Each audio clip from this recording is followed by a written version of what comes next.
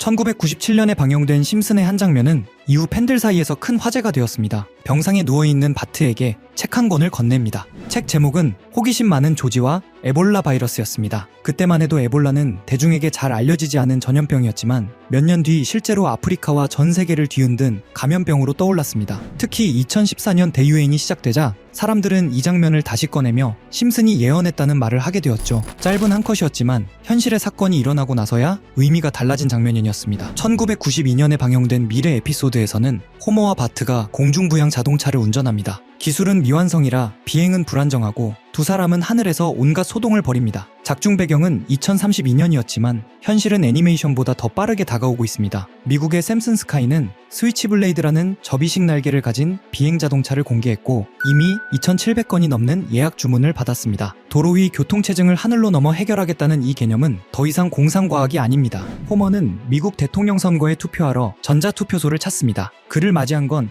단 2개의 선택지만 보여주는 수상해 보이는 투표 기계였죠. 호머는 분명 오바마에게 투표했다고 생각하는데 결과 화면에는 존 맥케인에게 투표한 걸로 나와버립니다. 이게 단순 오류인가 싶어 6번이나 다시 시도하지만 오바마 버튼을 누를 때마다 표는 계속 맥케인에게로 들어갑니다. 그냥 웃고 넘길 애니메이션 설정 같지만 4년 뒤 실제 2012년 미국 대선에서 비슷한 일이 실제로 벌어집니다. 펜실베이니아주의 한 투표자가 오바마 버튼을 눌렀는데 시스템에는 상대 후보인 민 롬니에게 표가 들어간 것으로 기록된 사건이 있었던 거죠. 여기서 포인트는 그게 버그인지 조작인지를 따지는 게 아니라 이런 상황 자체가 이미 심슨 가족에서 예언 형태로 한번 나왔다는 점입니다. 이처럼 심슨 가족은 오랜 시간 이런 식으로 장난스럽게 툭툭 앞으로 일어날 일들을 보여주고는 했습니다. 시즌 23의 한 에피소드는 스프링필드 외곽에서 벌어지는 하나의 개발 사업으로 시작됩니다. 버려진 해양 창고가 철거되고 그 자리에 세워진 것은 최첨단 AI 교육센터입니다. 겉보기엔 완벽합니다. 학생들은 각자 디지털 기기 앞에 앉아 로봇 교사의 안내에 따라 수업을 듣고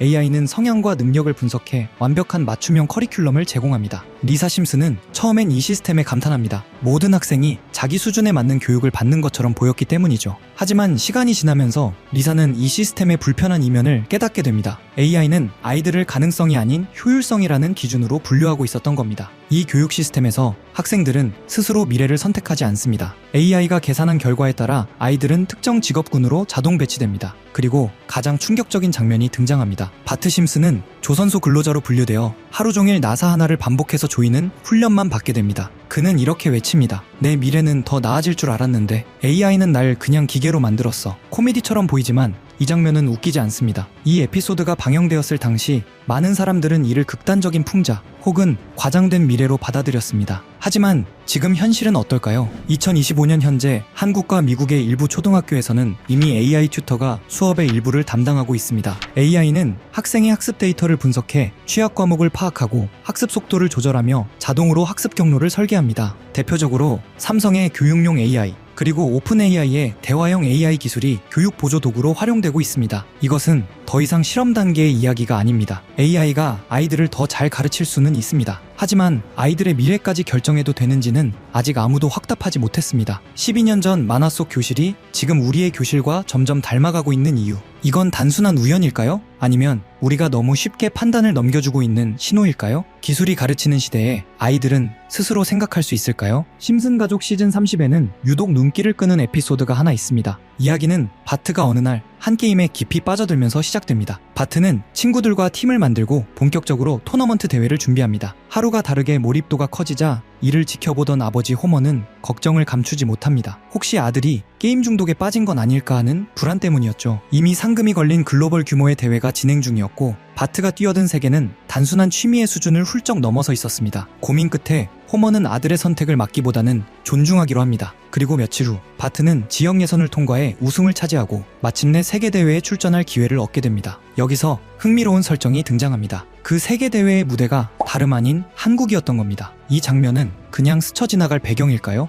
그렇게 보기엔 의미가 꽤 분명해 보입니다. 이 에피소드는 단순히 한국이 등장하는 장면을 넘어서 미래의 디지털 경쟁 산업, 다시 말해 e스포츠의 중심이 어디로 향하게 될지를 암시하는 장면처럼 느껴집니다. 코인은 예전부터 음모론적인 성향이 강한 분야였습니다. 비트코인 음모론만 해도 한때 수많은 커뮤니티를 들썩이게 했죠. 저 역시 예언, 음모론, 미스터리 같은 걸 좋아하다 보니 국내뿐 아니라 해외 자료까지 찾아보곤 하는데 영상 준비 중 정말 이상한 해외 사이트 하나를 발견하게 됐습니다. 그 게시물에는 특정 시간대에만 접속 가능하다는 문구와 함께 여러 개의 사이트 링크가 적혀 있었는데 전부 눌러봐도 연결되지 않더군요. 혹시 정말 특정 시간에만 열리는 사이트라면 그 시간대를 하나하나 찍어보면 되지 않을까? 이 생각이 들었고 알람을 맞춰가며 밤낮을 뒤섞어 시도한 끝에 3일 만에 접속에 성공했습니다. 사이트에 들어가자마자 가장 먼저 뜬 건 초대 코드 입력창. 아무리 입력해도 접속되지 않아 게시물을 올린 사람에게 사전 끝에 코드를 하나 받았고 코드를 넣는 순간 Time is money라는 문구와 함께 여러 개의 이미지가 차례로 나타났습니다. 하나씩 열어보는 순간 정말 세력이라는 게 있는 건가? 라는 생각이 머릿속을 스치더군요. 그중 몇 개를 소개해보면 폴리곤에 대한 내용이네요. 2020년 12월 23일에 작성되었고 영문 내용을 해석해보면 이런 문구들이 적혀 있었습니다. 올해의 미미했던 성적을 마무리하기 위한 크리스마스 선물을 준비했다. 비트코인 반감기가 끝났으니 역대급 황금기를 만들어줄 것이다. 이 종이를 잘 간직해두길 바란다. 다음엔 더 재밌는 게 온다. 이 날짜 이후 폴리곤 가격을 보면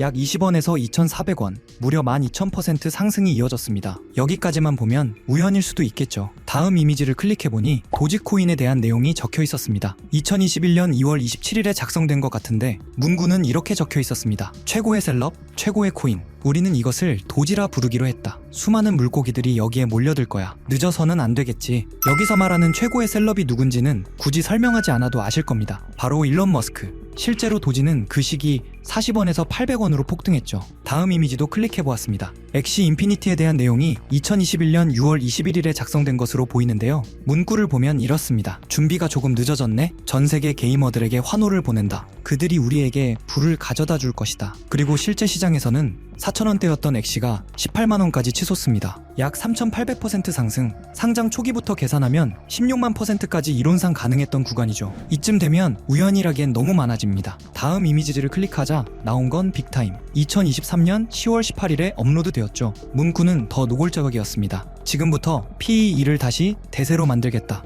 해킹이 무서워서 참여 못하겠다면 빠져도 좋다. 정어리 떼가 모이면 즉시 계획을 종료한다. 여기서 정어리 떼는 외국 커뮤니티에서 개미 투자자를 비유할 때 자주 등장하는 표현입니다. 실제로 빅타임은 약 200원에서 1,000원, 두 달 사이 가파르게 상승했습니다. 이 외에도 여러 이미지가 있었지만 이미 지나간 내용이었기에 넘기기로 하고 가장 최근에 올라온 마지막 글을 살펴보았습니다. 문구는 이렇게 시작됩니다. 작년에 실망했다는 말을 들었어. 올해는 더 재밌는 것을 준비했다. 여태 붕어가 될 만한 이들이 많을 것이고 우리는 많은 돈을 쓸 것이다. 7,000% 이상 만들겠다. 다시 함께 일할 수 있기를 바란다. 그리고 작성 날짜는 12월 1일. 이전 패턴을 보면 게시물을 올린 뒤 한 달에서 3달 사이에 움직임이 나왔습니다. 그래서 이 코인도 살펴보니 기존에는 거의 거래량도 없던 코인이 최근 한 달 사이 1200% 가까이 상승해 있었습니다. 이쯤 되면 정말 어떤 계획이 존재하는 걸까? 라는 생각이 들 수밖에 없었습니다. 여기까지 보면 신기하기도 하고 조금은 무섭기도 한 느낌이 드실 겁니다. 코인 시장은 변동성이 크고 무리한 투자로 이어질 행동은 절대 금물입니다. 여기서 말한 대로 7,000%가 오른다고 가정하면 10만원 넣어두면 700만원, 100만원만 넣어두면 7천만원이 되는 수익률인데 항상 여러분들께 드리는 말씀이지만 코인 시장은 매번 로우 리스크 하이 리턴을 해야 안전하다라고 말씀드리는 만큼 10만원 이하로 넣어두시는 걸 추천드리고요. 그럼 이제 이번 영상에 나온 사이트에서 발견한 종목 알려드릴 건데요. 일단 좋아요랑 구독 먼저 눌러주시고요. 제 개인 번호 다들 아시죠?